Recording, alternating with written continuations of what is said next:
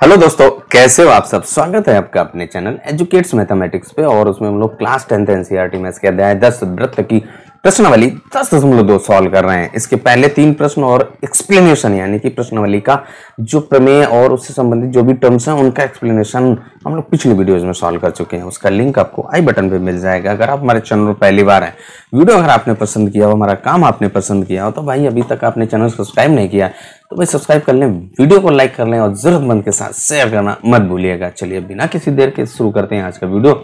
और आज के इस वीडियो में हम लोग प्रश्नावली 10.2 के चौथे प्रश्न से सॉल्व करेंगे। चलिए आ जाते हैं सीधे चौथे प्रश्न पर।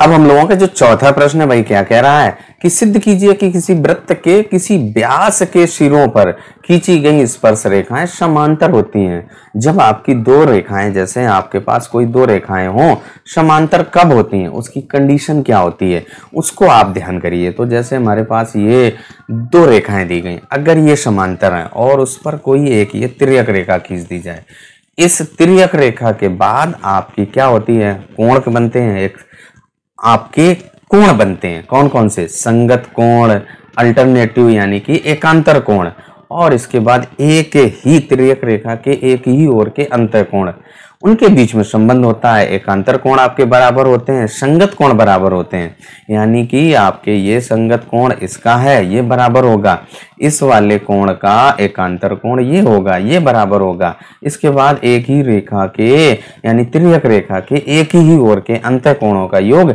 180 अंश होता है। अगर आप इन तीनों कंडीशन में से कोई एक कंडीशन सिद्ध कर देते हैं तो जो दो हमारी रेखाएं हैं वो समांतर रेखाएं हो जाती हैं। तो यही आपको सिद्ध करना पड़ेगा। तो चलिए सबसे पहले आप फिगर बनाइए, फिर उसके बाद जो आपका दिया गया है उसको लिखते हैं, तब हम लोग जाकर के सिद्ध करते हैं। जो हम लोगों का चौथा प्रश्न था उसमें जो आपका दिया गया था उसका हमने फिगर बना लिया और हमें जो दिया गया है उसको नोट कर लिया। क्या दिया गया है कि कह रहा था कि एक कोई वृत्त है, उसके सिरों पर, वृत्त के व्यास के सिरों पर दो स्पर्श रेखाएं कीजिए। तो यहाँ पे ओ केंद्र वाला हमारे पास एक वृत्त है जिसके व्यास ए बी के सिरों पर स्पर्श रेखाएं पी क्यू व आर एस खींची गई, पी क्यू और आर एस खींची गई। अब हमें सिद्ध करने के लिए कह रहा है कि पी क्यू बराबर आर एस, ये आपको सिद्ध करना है बराबर। तो भैया बराबर सिद्ध करने के लिए अभी हमने दो समांतर रेखाओं की कंडीशन जो बताई थी उनमें से किसी एक को आपको सिद्ध कर देना है। तो अब यहाँ पे जब आपकी पी क्यू और आर एस दो स्पर्श रेखाएं हैं तो आप देखिए, चाहे आप संगत कोण लगा दो या आप चाहे तो एक तिर्यक एकांतर वाला और तिर्यक रेखा के एक ही ओर के अंतर कोणों का योग जो लगाना चाहें। देखिए आपका जो ये वाला कोण है 90 अंश का होगा, क्योंकि ओ ए आपकी वृत्त की त्रिज्या है और पी क्यू स्पर्श रेखा है। स्पर्श रेखा और त्रिज्या के बीच का जो कोण होता है वो समकोण होता है, यानी कि 90 अंश का होता है। और ओ बी आपकी वृत्त की त्रिज्या और आर एस आपकी स्पर्श रेखा है। तो जो कोण ये वाला है यानी कि कोण ओ बी एस है और कोण ओ बी आर, ये भी आपका प्रत्येक कोण 90 अंश या समकोण होगा। तो जब आप यहाँ पे देखेंगे तो कोण P O A, P A ओ और कोण एस बी ओ ये बराबर हो जाएंगे, ये कोण इसके बराबर हो गए, यानी कि ए बी जो तिर्यक रेखा है उसके एकांतर कोण है। जब आपके एकांतर कोण बराबर हो गए तो हमारी जो पी क्यू और आर एस हैं वो क्या हो जाएंगी, समांतर हो जाएंगी। बस यही यहाँ पे लिख देना है। वही चीज हम लोगों ने लिख दिया कि जो हमारा कोण कौन सा ओ ए पी बराबर 90 अंश और कोण ओ बी एस बराबर आपका 90 अंश।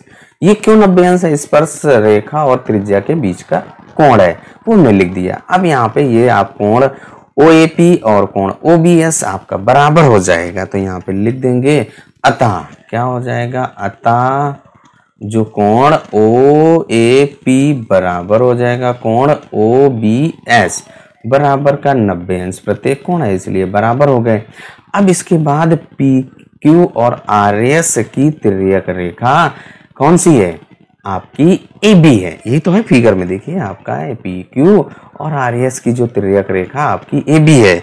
तो जब आपके तिर्यक रेखा के एकांतर कोण बराबर हो जाते हैं तो हमारी रेखाएं समांतर हो जाती हैं। यहाँ पे लिख देंगे पी क्यू व आर एस की तिर्यक रेखा, तिर्यक और रेखा ए बी है और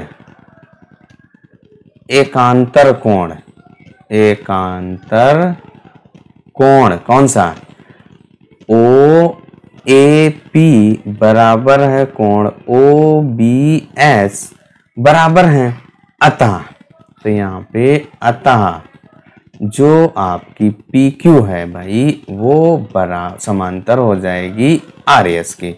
पी क्यू समांतर आर एस, और यही हमको सिद्ध करना था कि पी क्यू आपकी आर एस के समांतर है।